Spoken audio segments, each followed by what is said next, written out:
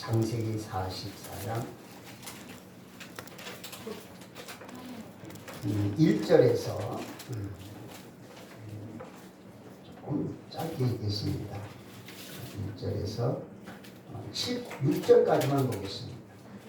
6절까지 보고 또 이제 설교 도중에 읽도록 그렇게 하겠습니다.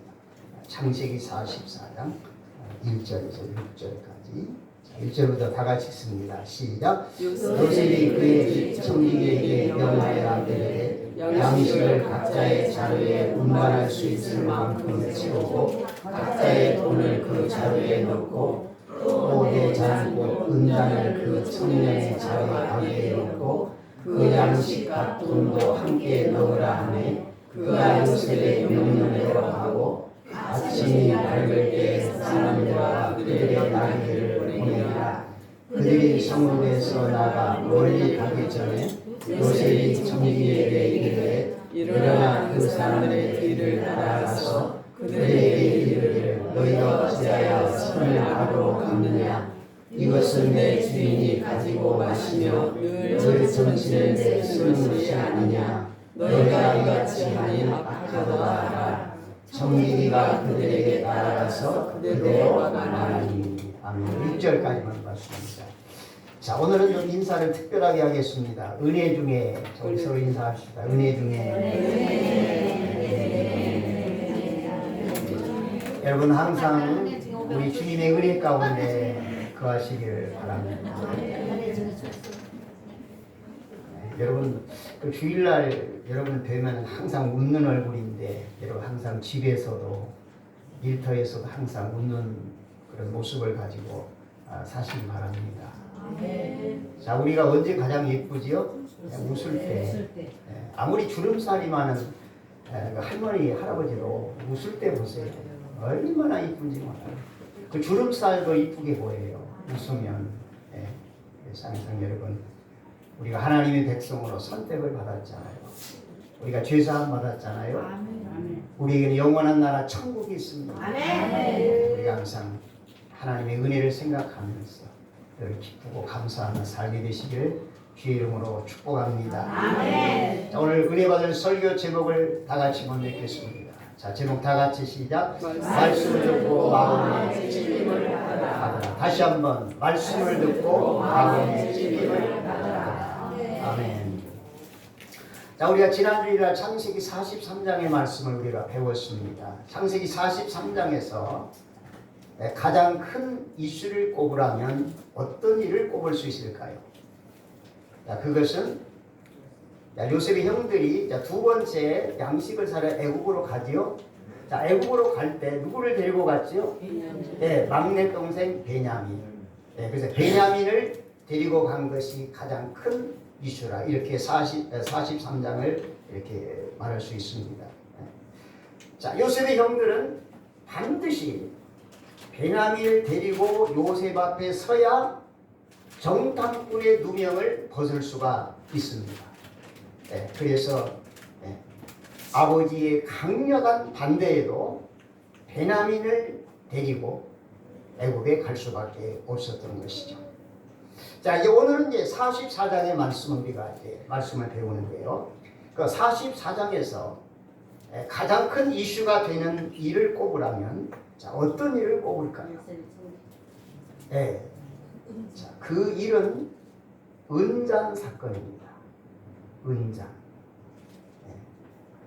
자, 은잔은 사용 용도를 보면 포도주나 음료수를 따라서 먹는 거죠. 일반 평민은 구경도 못 하고요. 이 당시에 고관들이 주로 사용했던 은잔인데 은잔 사건. 자, 이제 두 번째로 형들이 요셉을 데리고 애굽에 내려갔습니다. 애굽에 내려가서 요셉 총리 앞에서 이제 그들이 엎드려 양식을 사러 왔다고 말합니다. 자, 근데 두 번째 애굽에 갔을 때 요셉이 형들을 얼마나 친근감 있게 반기는지 몰라요. 자, 어느 정도 형들을 친근감 있게 또 이렇게 대접을 했느냐. 자, 43장 우리 마지막 절을 한번 보겠습니다. 43장 34절이죠. 40장 34절. 오늘 본문 바로 앞이니까 그냥 성경 보고 있겠습니다. 자, 34절 시작.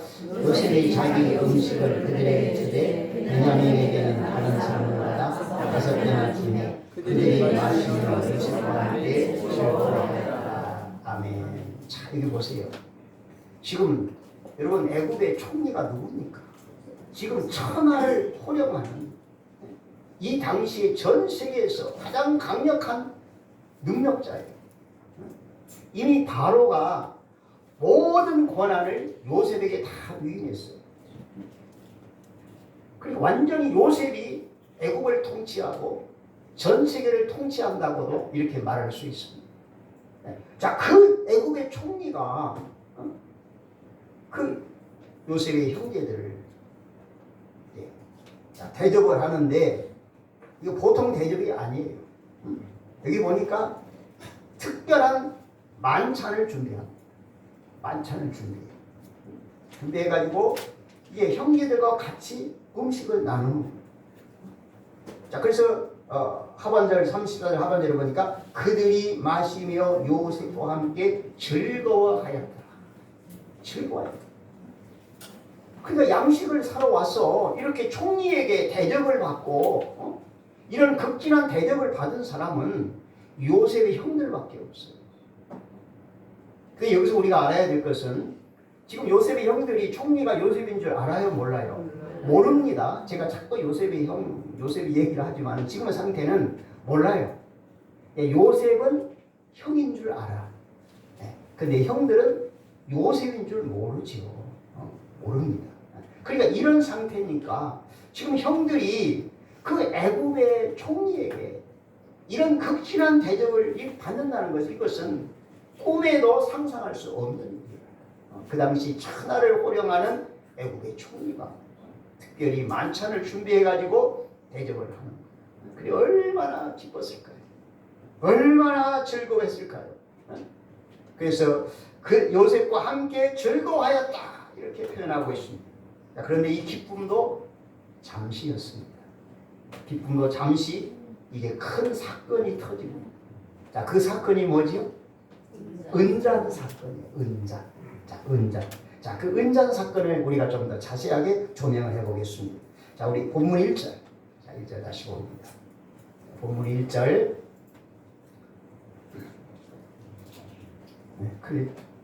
네, 1절. 자, 시작. 요셉이 그의 청지기에게 명하여 이르되 양식을 각자의 자리에 운반할 수 있는 만큼 채우고 각자의 돈을 그 자리에 넣고. 자, 이제 요셉이 그 식량을 관리하는 청지에게 특별히 이제 명령을 한 거예요. 명을 내렸어요. 명을 내렸는데 이렇게 총리가 뭐 청지에게 명을 내린 적이 없습니다. 이렇게 안 해요. 너무 바쁜데 그냥 청지기가 알아서 다 양식, 식량 팔고 이건 다 알아서 하는 건데 이번 일은 요셉이 특별히 청지에게 명을 내린 거예요. 양식을 이제 각자의 자루에 넣는데 얼만큼 운반할 수 있을 만큼 채우라. 그러니까 다른 식량을 사러 온 백성하고는 달라요. 그러니까 자루에 넣을 수 있을 만큼 가득히 채웠어요. 자, 근데 그 다음에 또 뭐가 문제입니까? 각자의 돈을 자루에 넣고. 처음에도 그랬잖아요. 근데 이번에도 돈을 자루에 넣으라는 거예요. 이거 뭐야? 돈을 받지 말라는 거죠. 돈 받지 말고 그냥 보내라. 그러니까 이런 적이 없어요. 다 돈 받고 양식을 팔았지. 그냥 준 적은 없거든요. 자, 근데 요셉은 형제들에게 돈을 받지 않습니다. 자, 그 다음 말씀이에요. 2절. 자, 2절 시작. 또 내 잔 곧 은잔을 그 청년의 자루 아귀에 넣고 그 양식과 돈도 함께 넣으라 하매 그가 요셉의 명령대로 하고. 자, 이번에는 은잔을 그 청년의 자루에 넣으라고 그랬습니다. 자, 그 청년이 누구일까요? 베냐민입니다. 베냐민. 자, 베냐민 자루가 있어요. 베냐민 자루에게는 돈도 넣지만 은잔을 넣어라. 은잔을 넣어라. 자, 왜 은잔을 넣으라고 했을까요? 이제 그 다음에 보면 쭉 나옵니다. 자, 이제 3절. 자, 은자 넣었어요. 자, 3절 시작. 아침이 밝을 때 사람들과 그들의 나귀를 보내라. 자, 이제 출발했어요. 이제 요셉 형제들은 모릅니다. 지금 자루에 곡식 가득 싣고 돌을 줬으니까 계산했어요. 근데 계산한 돈이 다시 자루 속에 들어간 거예요. 근데 문제가 되는 것은 은자예요. 은자. 자, 은자 이거 누가 쓰는 거예요? 네, 요셉이 쓰는 거예요. 요셉이 포도주나 음료수 여기 따로 먹는 은잔인데 그 은잔이 누구 자루에 들어갔어요? 베냐민 자루에 들어갔어요. 네, 자, 그 다음 보겠습니다. 4절 시작. 그들이 서울에서 나가 멀리 가기 전에 요셉이 청지에게 이르되 일어나 그 사람들의 길을 따라가 가서 그들의 이르기를 너희가 어찌하여 선을 악으로 가느냐. 이제 출발했어요. 성에서 멀리 떠났는데 요셉이 이때 청지기를 부르는 거예요. 너희들이 다시 저 가나안 땅에서 양식을 살아온 저 사람들 바로 뒤쫓아가서 너희가 어찌하여 선을 악으로 갚느냐. 그러니까 요셉은 그 형제들에게 음식 대접했죠. 그 돈도 안 받았어요. 이게 선을 베풀었는데 왜 이 선을 악으로 갚냐. 그럼 이 악이 뭘까요? 여기서 악은 은잔을 가져갔다는 거예요. 쉽게 말하면 은잔을 도둑질해 갔다는 거예요. 자, 계속 봅니다. 5절. 자, 5절 시작. 이것은 내 주인이 가지고 마시며 늘 점치는 데 쓰는 것이 아니냐. 너희가 이같이 하니 악하다 하라. 자, 이것이 뭐예요? 은잔이요. 은잔. 내 주인이 가지고. 내 주인이 누굽니까? 요셉이에요. 요셉. 자, 가지고 마시며 늘 점치는 데 쓰는 것이 아니냐. 자, 그럼 실제로 요셉이 은잔에 가지고 점을 쳤을까요? 아니죠. 이것은 요셉이 지금 연극을 하고 있어요. 연극. 왜 연극을 할까요? 베냐민을 자기 옆에 두려고. 딴 형제들은 다 돌려보내고 친동생 베냐민을 옆에 두려고 이 은잔 사건을 이렇게 꾸민 거예요. 실제가 아니에요. 그러니까 요셉이 오직 유일신 신앙이잖아요. 요셉은 여호와 하나님만 믿는 신앙이잖아요. 그러니까 점치는 데 쓴다. 이 말은 그냥 요셉이 연극을 이렇게 꾸민 거예요. 각본을 써가지고. 왜? 베냐민을 애굽에 잡아두려고. 잡아뒀어. 친동생이니까 옆에 두고 같이 있으려고. 자, 이런 은잔 사건을 요셉이 꾸민 거예요. 네. 자, 그래 이제 형제들은 얼마나 기분이 좋았습니까? 총리에게 대접도 받고. 자, 이제 수레에다가 각자 이제 싣고 이제 가서 가는데 이 애굽의 총리 이 청지기가 뒤쫓아 와가지고 이런 말을 하는 거예요. 너희들이 왜 선을 악으로 갚느냐. 그래서 우리 주인이 그 점치는 데 쓰는 은잔, 이 은잔이 없어졌다. 이 은잔을 너희들이 도둑질해 가지 않느냐. 은잔 내놓으라는 거예요. 형들은 이거 무슨 말입니까? 은잔이라니요. 우리가 돈도 다 냈는데 은잔이라니요. 형들은 전혀 모르죠. 전혀 모릅니다. 자, 그래서 이제 그 자루를 하나하나 푸는 거예요. 풀어요. 자, 봅시다. 11절. 자, 11절 시작. 그들이 각각 이 자루를 땅에 내려놓고 자루를 각자 푸니. 자, 12절. 그가 나이 많은 자에게서부터 시작하여 나이 적은 자에게까지 조사하네. 그 은잔이 베냐민의 자루에서 발견됩니다. 자, 은잔이 누구의 자루에서 발견돼요? 베냐민. 왜 하필 베냐민입니까?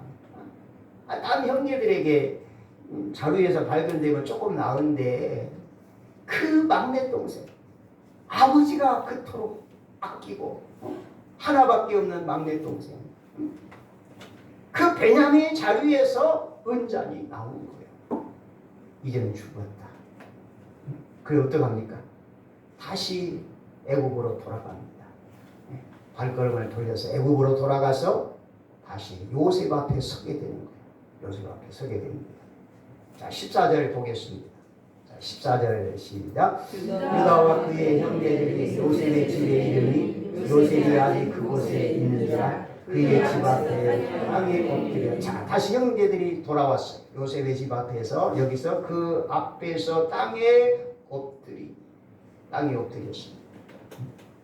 땅에 엎드려가지고 이제 책망을 듣는 거예요. 15절 시작. 요셉이 그들에게 이르되 너희가 어찌하여 이런 일을 행하였느냐. 나 같은 사람이 점을 잘 치는 줄을 너희가 알지 못하느냐. 아멘. 자, 점 잘 치는 줄을 너희가 알지 못하느냐. 자, 이건 뭐라 그랬어요? 연극이라 그랬어요. 실제가 아니에요. 요셉이 점 치는 사람 아닙니다. 이거 연극이에요. 왜? 베냐민을 잡아 두려고. 네.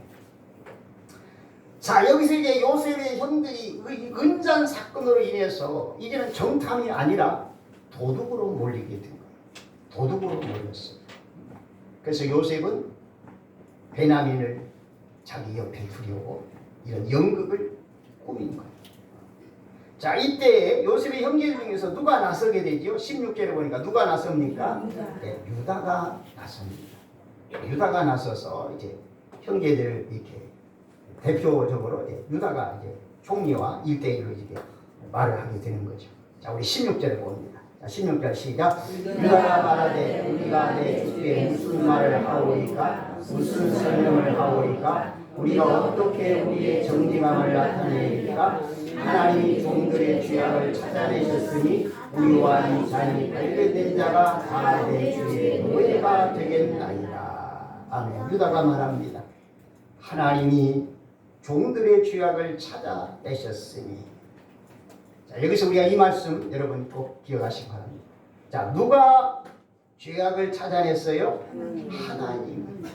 자, 유다가 이렇게 고백합니다.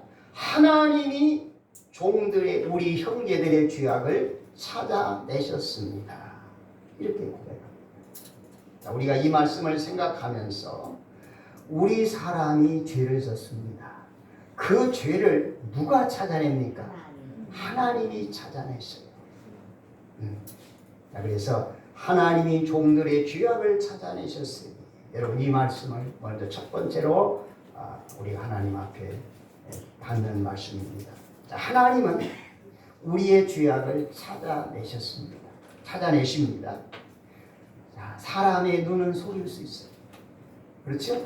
사람의 눈은 얼마든지 속일 수 있습니다. 그러나 하나님의 눈은 속일 수가 없습니다.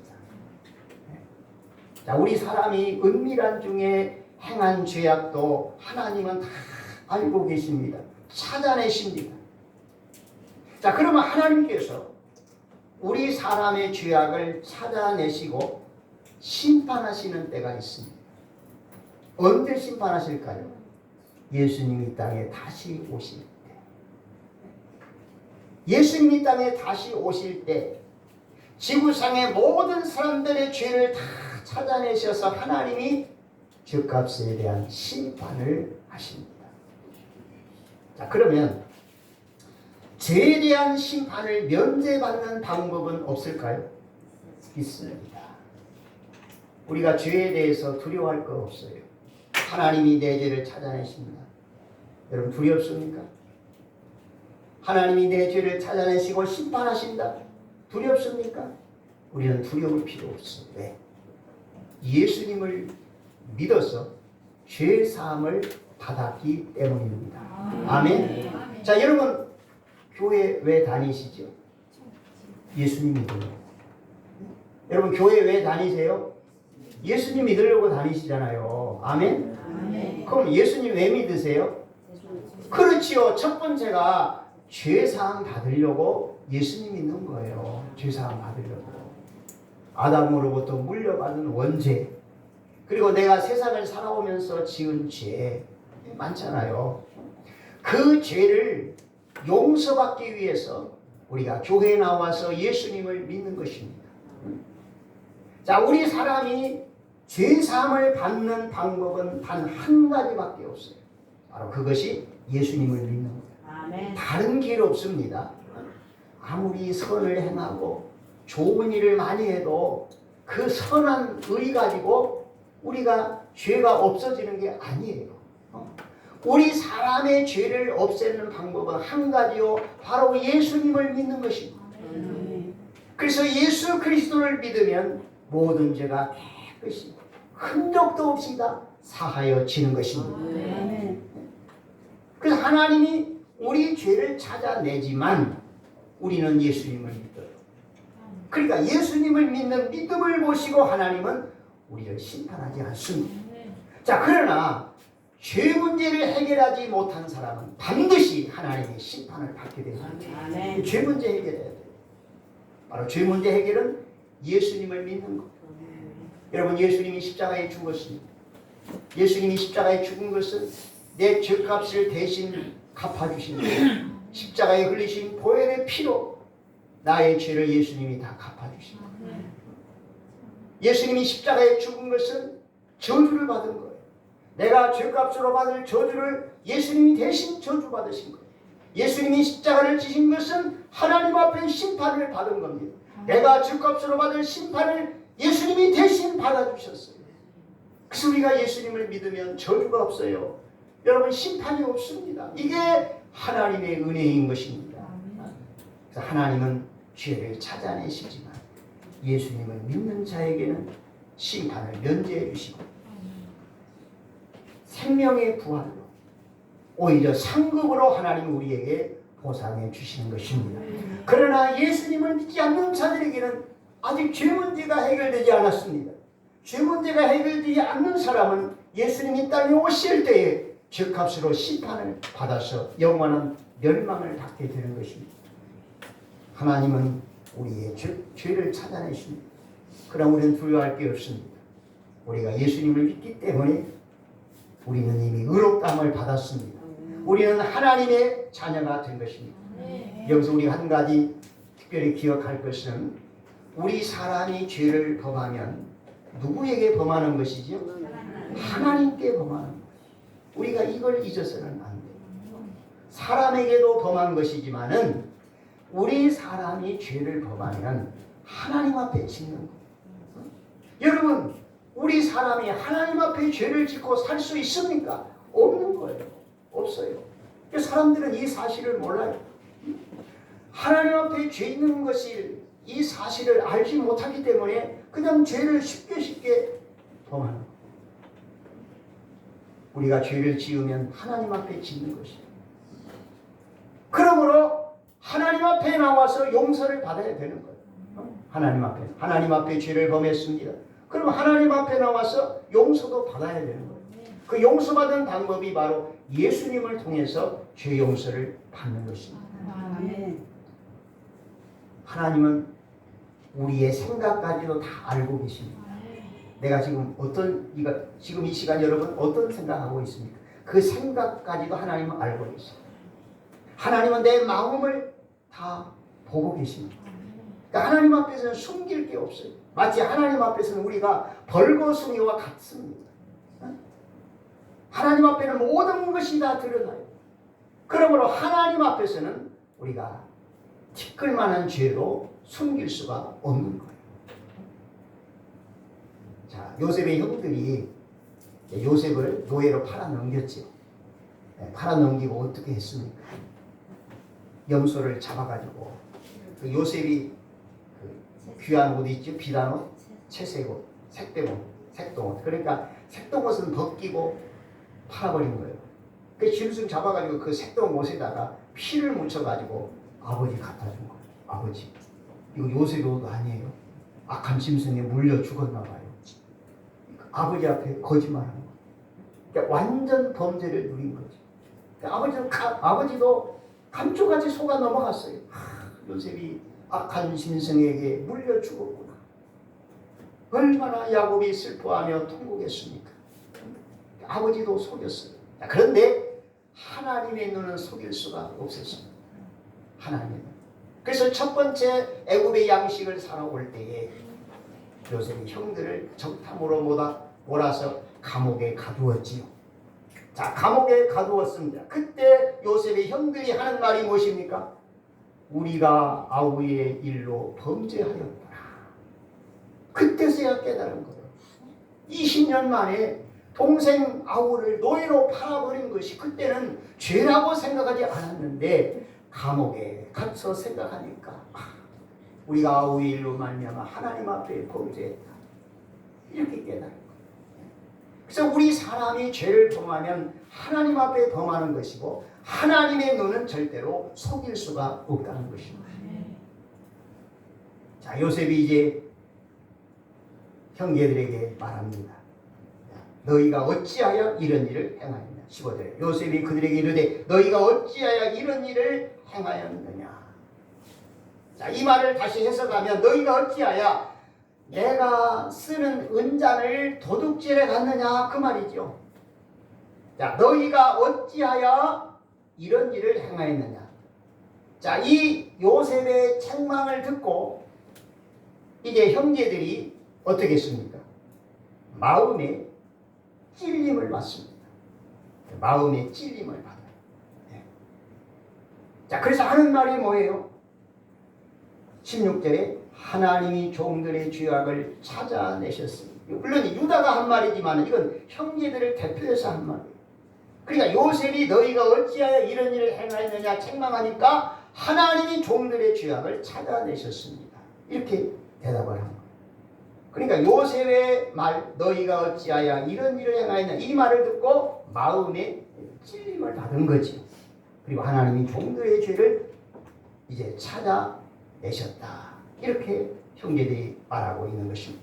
자, 여기서 우리가 이제 생각해야 될 것은 자, 이것입니다.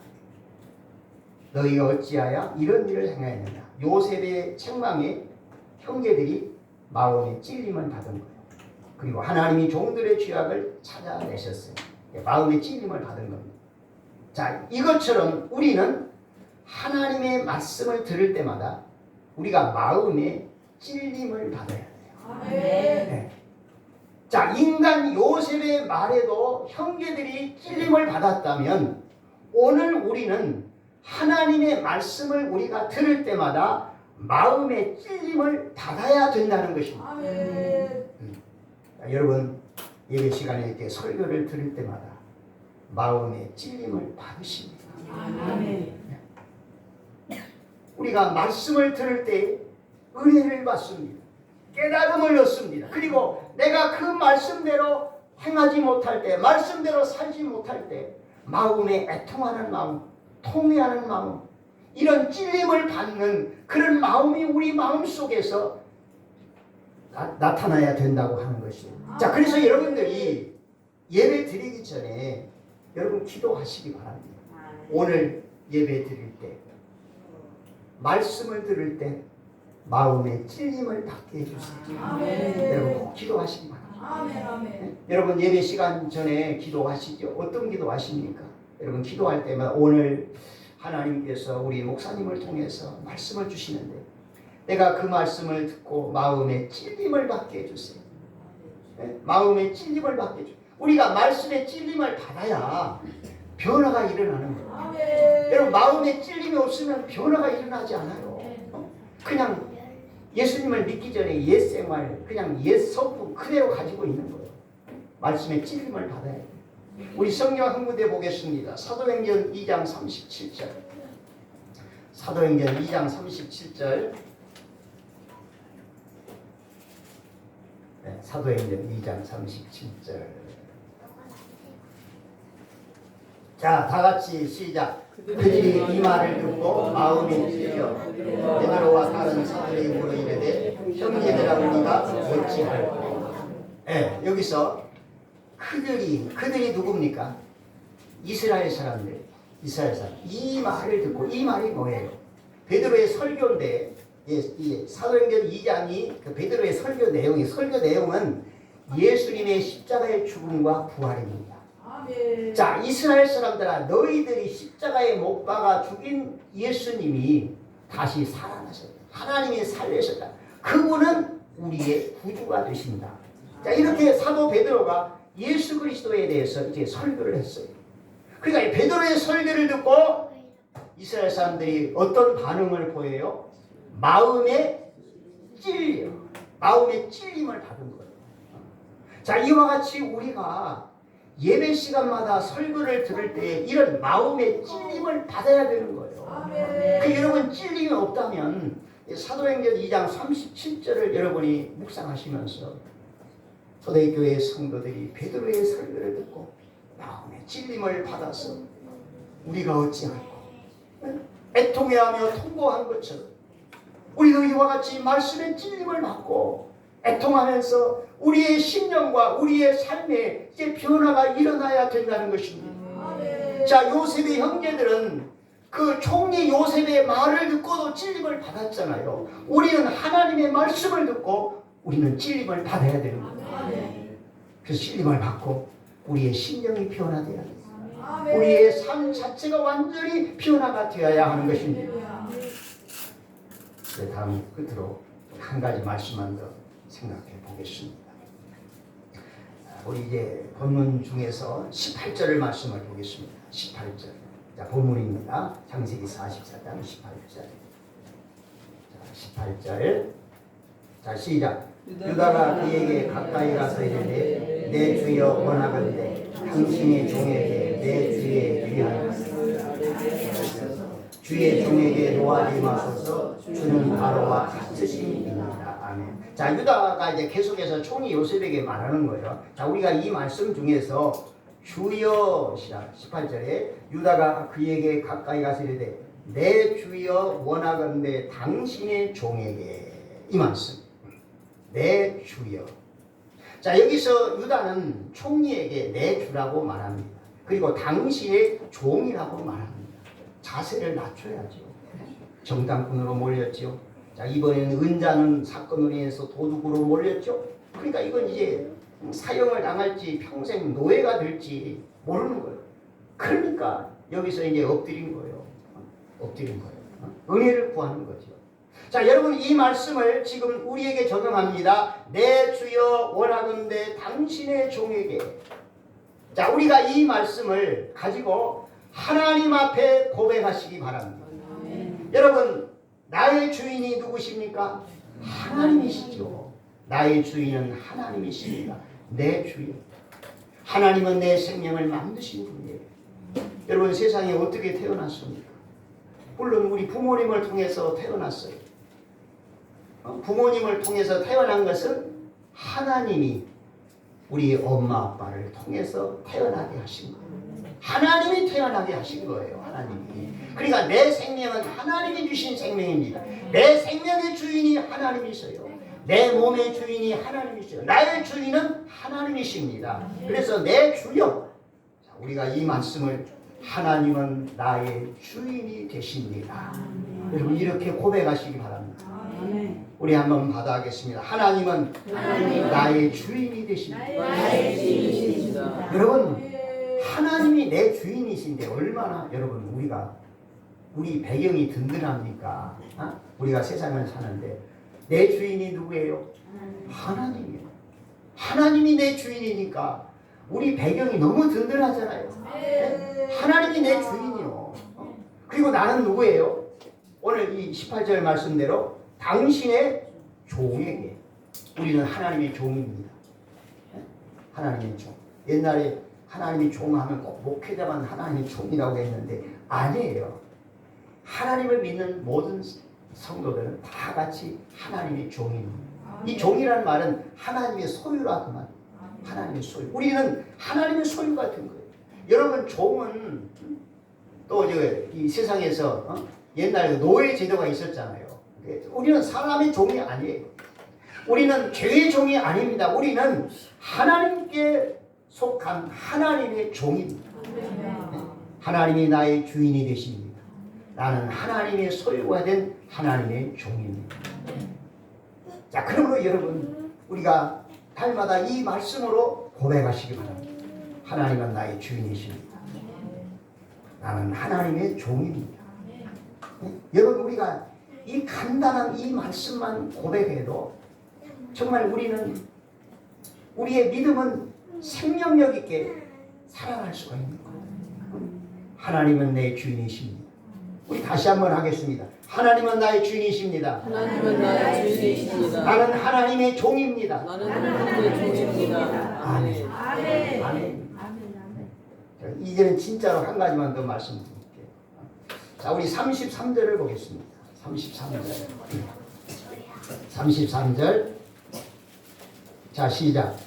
이제 주의 종으로 그 아이를 대신하여 머물러 있어 내 주의 종이 되게 하시고 그 아이는 그의 형제들과 함께 올려 보내소서. 아멘. 자, 이건 유다가 한 말인데 지금 요셉은 은잔이 자루에서 은잔이 발견된 자만 애굽의 종으로 남고 나머지 형제들은 다 집으로 돌아가라 이렇게 말을 하는 거예요. 그러니까 베냐민은 지금 애굽에 남아야 돼요. 근데 베냐민을 두고 가면 어떻게 돼? 아, 그렇죠. 아버지 생명이 위태로워. 베냐민은 반드시 데리고 가야 돼. 아, 근데 이 총리가 지금 형제들 입장에 볼 때에 아니 은잔을 베냐민 자리에 넣고 은잔으로 인해서 베냐민을 이제 이 애굽에 형들의 생각이에요. 애굽의 노예로 삼고 형제들 가라는 거예요. 그러니까 요셉은 자기 친동생 베냐민을 친동생이니까 옆에 두고 싶었던 거예요. 그래서 은잔 삼기를 꾸민 거예요. 그러니까 이것도 모르고 이제 유다와 형제들은 여기서 이제 특히 그 유다가 이제 주의 종으로 그 아이를 대신하여 머물러 있어 내 주의 종이 되게 하시고 그 아이는 그의 형제들과 함께 올려 보내소서. 이 말은 무엇입니까? 유다가 대신 종으로 남겠다는 거예요. 유다가 베냐민 대신 노예로 평생을 애굽에서 보내겠다는 거예요. 여기서 우리는 무엇을 발견합니까? 유다가 형제와 아버지를 위해서 희생한 거예요. 그 희생이요. 그럼 여기서 그렇게 하세요. 베냐민 남겨두고 그냥 유다 그냥 다 잊어버리고 가면 돼요. 근데 아니에요. 유다가 내가 베냐민 대신에 애굽에서 종이 되겠습니다. 베냐민 대신에 내가 남아서 종살이 노예살이 하겠습니다. 그러니까 베냐민 내 보냈어요. 내가 남겠습니다. 이건 뭐예요? 유다의 희생입니다. 유다가 희생한 거예요. 형제를 위해서 아버지를 위해서 희생한 거예요. 자, 여기서 우리가 뭘 배웁니까? 희생을 배우잖아요. 누구를 위해서? 가족을 위해서. 여기서 유다가요 베냐민을 위해서 형제를 위해서 아버지를 위해서 희생한 거예요. 자기 생명을 내어놓은 거예요. 유다가 이제 애굽에서 평생 노예로 살겠다는 거예요. 이건 자기의 생명을 내어놓는 희생입니다. 여러분 여기서 우리가 배울 것이 무엇입니까? 여러분 가족을 위해서 희생하시기 바랍니다. 유다가 희생하잖아요. 여러분 우리에게는 가정이 있습니다. 여러분 이 땅에서 가장 행복한 것이 어디입니까? 가정이에요. 가정. 자, 근데 우리는 가정을 행복하게 해야 돼요. 여러분 가정이 행복하려면 어떻게 해야 됩니까? 희생이 있어요. 아멘. 희생이 없이는 가족이 화목할 수 없고 가정이 평안할 수 없습니다. 여러분 가정을 위해서 유다처럼 희생하시기 바랍니다. 아멘. 여러분 남편으로서 가정에서 희생하시기 바랍니다. 아멘. 여러분 아내로서 가정에서 희생하시기 바랍니다. 아멘. 여러분 우리 자녀들이 어떻게 이렇게 성장했죠? 부모의 희생이요. 부모가 허리가 휘도록 고생해서 뒷바라지하고 이렇게 해서 자녀가 성장해서 성인이 된 거예요. 부모의 희생으로 자녀가 성장한 것입니다. 여러분 가정에서 내가 우리 가정의 행복을 위해서 우리 가정의 평안을 위해서 내가 희생해야 됩니다. 대부분 우리나라 이 옛날 정서로 보면은 대부분 가정에서 아내가 희생을 가장 많이 했어요. 아내가. 그렇죠? 우리 어렸을 때 보면 엄마들은 밥도 그냥 부엌에서 드시더라고요. 근데 아버지 자식들 물려나면은 그 나머지 뭐 좀 이렇게 표현해서 그러네요. 찌끄러기. 나머지 찌끄러기 갖다가 부엌에서 드시는 거요. 나 그거 여러 번 봤어요. 여러 번 본 게 아니라 그냥 그랬어요. 그리고 아버지는 상에서 드시고. 그 조금 이제 큰 아들 상. 그 다음에 조금 밑 동생들 엄마는 밑에 이렇게 쟁반 놓고 아니면 부엌에서 먹고. 그러니까 옛날에는 이 엄마들이 희생을 너무 많이 했어요. 엄마들 너무 희생을 많이 했어요. 그래서 사실은 가정이 쓴 거지요. 쓴 거죠. 근데 요즘에는 이제 시대가 달라졌잖아요. 이제는 가족 전체가 희생해야 돼요. 뭐 아내만 뭐 가정에서 혼자 희생하고 아니에요. 아니 남편은 뭐 밖에 나가서 돈만 벌어다 주면 되지. 아니 그게 아니에요. 돈 벌어다 준다고 그게 다가 아닙니다. 돈 벌어다 준 거하고 가정에서의 생활하고는 달라요. 그러니까 이제는 우리 남자들도 좀 가정에서 희생을 해야 돼요. 가정에서. 아내만이 아니에요. 자녀도 우리 자녀도 이제 연로하신 부모님을 위해서 희생해야 돼요. 여러분 자녀들이 부모의 희생을 통해서 성장했잖아요. 그러니까 자녀들 성장하고 나니까 이제 부모들은 힘이 없어. 경제력도 없어. 그럼 자녀가 이제 부모를 위해서 희생해야 됩니다. 그래서 이런 희생을 통해서 가정이 화목하고 가정이 행복하고 복된 가정이 되는 거예요. 자, 그래서 여러분 오늘 여기서 유다의 희생을 배우시기 바랍니다. 여러분 가정에서 여러분이 유다가 되시기 바랍니다. 유다가 여기서 얼마나 희생적입니까? 내가 가족을 위해서 죽겠다는 거예요. 평생 애국에서 노예로 남겠다는 거예요. 여러분 이런 희생을 통해서 우리 가정이 세워져 가는 것입니다. 자, 오늘 여기서 말씀을 마무리하겠습니다. 자, 오늘 하나님께서 우리에게 주시는 말씀 어떤 말씀입니까? 여러분 우리에게도 세상을 살다 보면 어려움과 시련과 고난이 많습니다. 그러나 우리는 우리 마음 중심을 하나님께 두시기 바랍니다. 마음 중심. 자, 요셉이 애굽의 총리로 있었지만 그 마음 중심은 언제나 하나님을 향하여 있었습니다. 자, 그리고 애굽으로 내려간 형제들. 자, 그들이 요셉을 통해서 그들이 다시 하나님 앞에 믿음으로 바로 서게 됩니다. 자신의 죄를 회개하고 하나님 앞에 믿음으로 바로 서게 됩니다. 우리가 이 세상을 살아가면서 우리의 마음 중심을 온전히 하나님께 두고 하나님을 찾으면서 언제나 하나님 안에서 살아가는 우리 모두가 되시고 주의 이름으로 축복합니다. 네, 기도하겠습니다. 우리의 생명의 주인이 되시는 하나님 아버지, 하나님은 우리의 주인이 되십니다. 우리는 하나님의 소유, 하나님의 종들입니다. 우리의 이 고백을 받아 주시옵소서. 참으로 우리가 예수 그리스도를 믿고 우리의 죄와 허물을 다 용서받은 것을 감사를 드립니다. 우리가 이 은혜에 감사하여 이제 우리가 그 하나님의 기쁘신 영광을 위해 살아가는 우리 성도들 되게 하여 주시옵소서. 유다가 형제를 위해서 아버지 가족을 위해서 애굽의 평생 노예로 남겠다고 희생하는 걸 보면서 예, 우리가 가정에서 아내로서 남편으로서 부모로서 자녀로서 가정을 위해서 희생함으로 우리의 가정이 화목하고 행복하고 믿음에 세워진 우리 성도들 가정 다 되게 하여 주옵소서.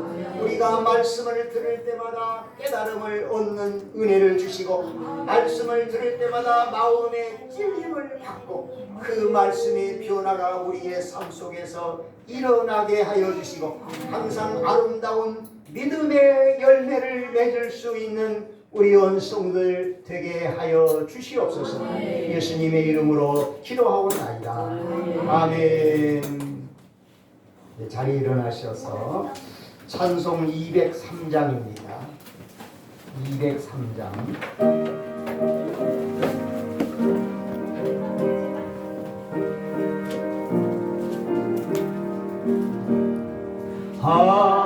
하나님의 말씀은 생명의 말씀이라.